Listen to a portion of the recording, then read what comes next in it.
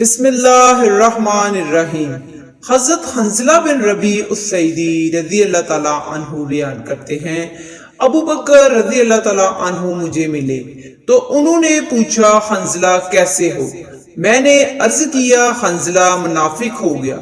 انہوں نے فرمایا سبحان اللہ، تم کیا کہہ رہے ہو؟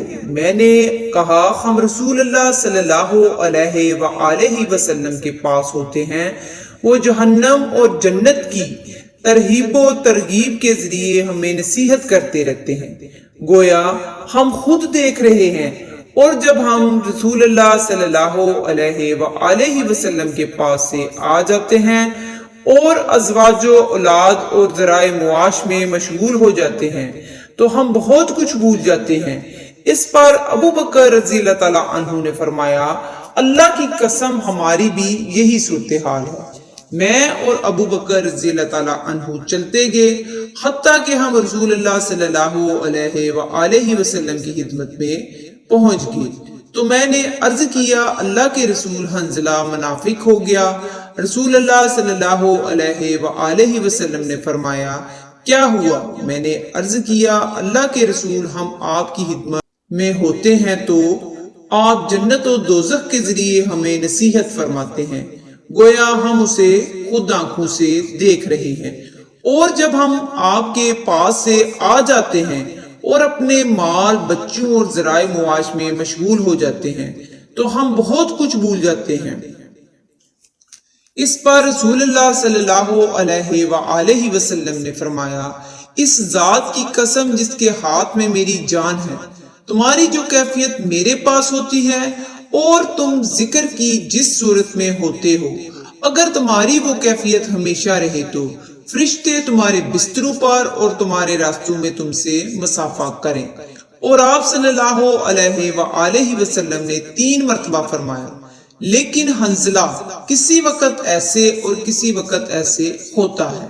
مشکات المصابیح حدیث نمبر 2268۔ حضرت ابو درداء رضی اللہ تعالیٰ عنہ بیان کرتے ہیں رسول اللہ صلی اللہ علیہ وآلہ وسلم نے فرمایا کیا میں تمہیں تمہارے بہترین عمل کے بارے میں نہ بتاؤں جو کہ تمہارے مالک کے ہاں اجر کے لحاظ سے زیادہ بڑھنے والا ہے، تمہارے بلند درجات کا باعث بننے والا ہے، تمہارے لیے سونے اور چاندی کے خرچ کرنے سے بہتر اور تمہارے لیے دشمن سے ایسا جہاد کرنے سے بہتر جس میں تم ایک دوسرے کی گردنیں اڑا۔ صحابہ نے عرض کیا کیوں نہیں، ضرور بتائیں۔ آپ صلی اللہ علیہ وآلہ وسلم نے فرمایا اللہ کا ذکر۔ مشکات المصابیح حدیث نمبر 2269۔ حضرت عبداللہ بن بصر رضی اللہ تعالیٰ عنہ بیان کرتے ہیں ایک عربی نبی صلی اللہ علیہ وآلہ وسلم کی خدمت میں حاضر ہوا تو اس نے عرض کیا کون سے لوگ بہتر ہیں؟ آپ صلی اللہ علیہ وآلہ وسلم نے فرمایا اس شخص کے لیے خوشخبری ہے جس کی عمر دراز ہو اور اس کا عمل اچھا ہو۔ اس نے عرض کیا اللہ کے رسول کون سا عمل بہتر ہے؟ آپ صلی اللہ علیہ وآلہ وسلم نے فرمایا مرتے وقت تیری زبان پر اللہ کا ذکر جاری ہو۔ مشکات المصابیح حدیث نمبر 2270۔